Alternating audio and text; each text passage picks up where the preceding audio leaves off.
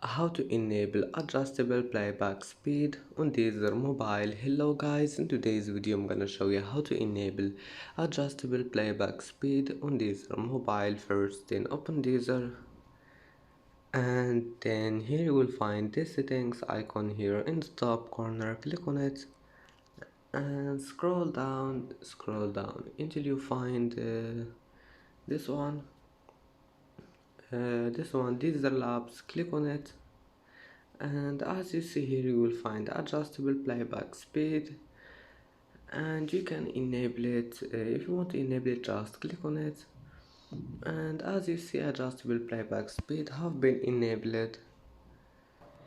And that's it for today's video. Don't forget like and don't forget subscribe, and thank you for watching this video until the end and see you in the next video.